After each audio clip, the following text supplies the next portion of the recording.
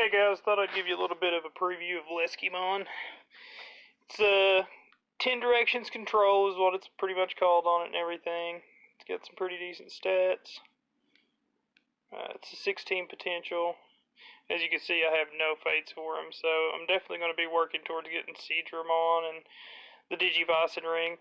Unfortunately, I'm not going to get the weapon today. I actually got to find out what the weapon does, and it really only adds a 10% freeze rate, and it gives one more crit reduction, so he can reduce 4 crits instead of 3 for that time.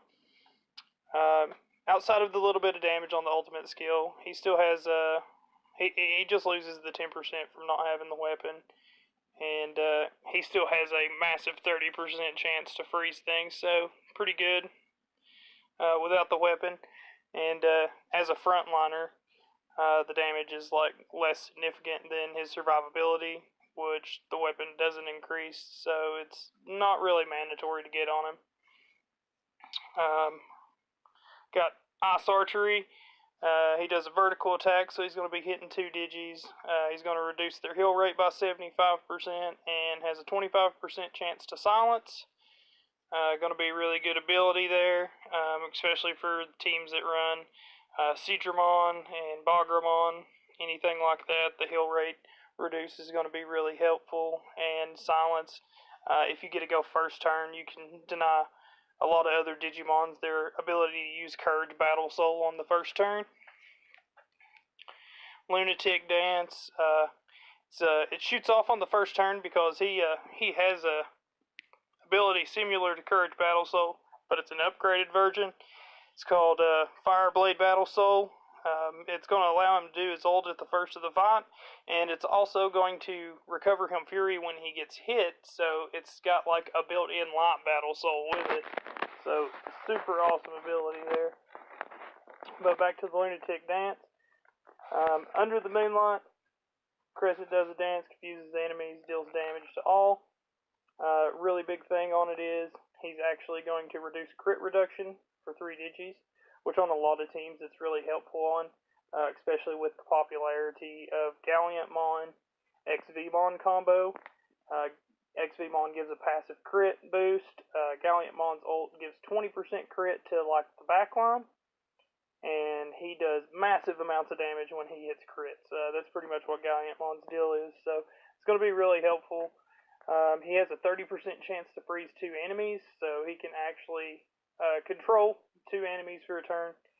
So, also really helpful, really good at allowing you to deny possible first turn Courage Battle Souls from other Digimon.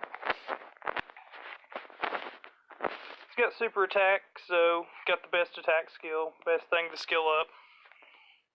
Dark Archery. This is like the cream of the crop for why he's a frontliner.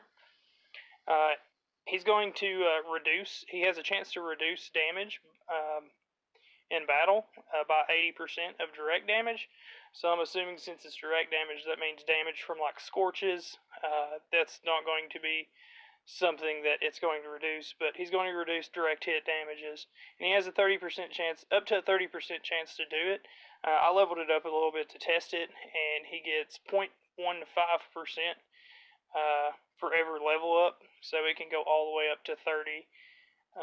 Really useful, really good at making him frontline material, so this, along with his 6-star damage reduction, is going to make him really tanky.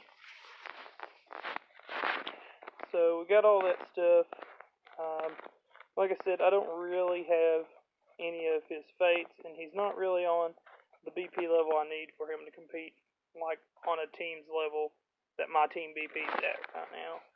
But I'm going to show you the placement. I'm going to do a practice battle against the lower BP just to show you him in action.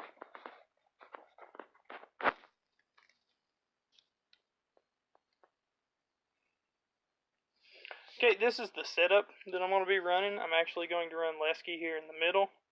The reason for that being is because you get a percentage rate for your combos.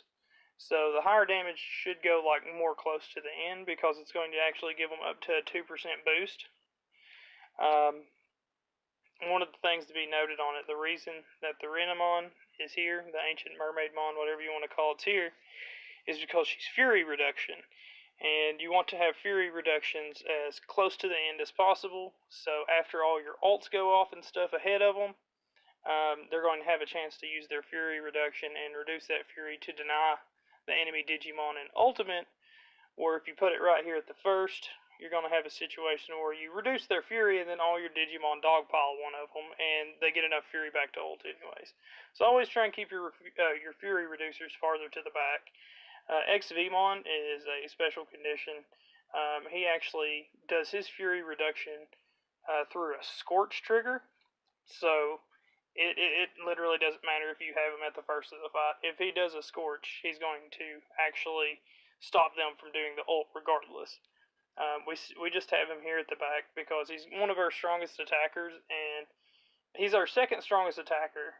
Galliantmon being our first, but Galliantmon's ult does a crit buff to the whole team for the turn, for back row, so he's going to actually want to be up here. This is kind of his sweet spot, because once he does it, Bagra and XV will get a crit boost for that turn as well.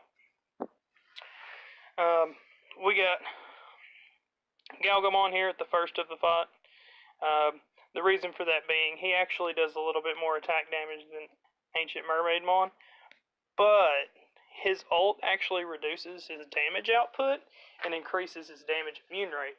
So when he's under the effects of his ult, he's actually going to do a lot less damage. So you want him to have the smallest multiplier when you're going out to do his attack. Alright, so with the whole setup and everything, you know, Bagra's in the middle here. I kind of like him in the middle here because even though Leskimon's very tanky, especially when I get it on the same level as the other Digimon, Leskimon's probably going to be one of the first ones to go. He's going to be probably one of the easiest ones to deal damage and take down.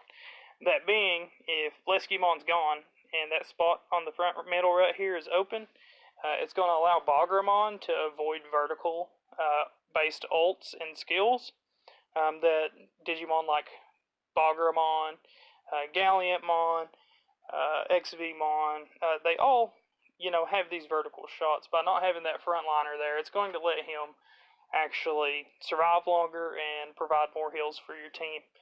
Okay, so with that being said, let's go ahead and get in, look at a battle, give you a little bit of a preview of what these Leskimons are capable of. Let's find somebody with a decent BP, but not too high, because we don't want the Leskimon to just explode on the first turn so you don't really see anything. Let's do this 324k here.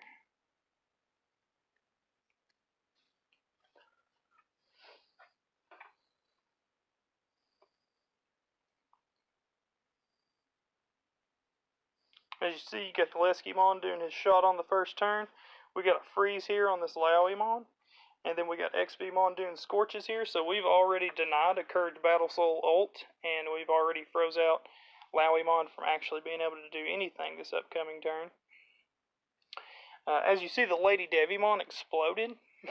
That's just like one of the really good things about running teams with like Courage Battle Soul and stuff like that. If you drop all your ults on first turn, you're usually going to get a chance to actually knock out a Digimon before it even has a chance to do anything.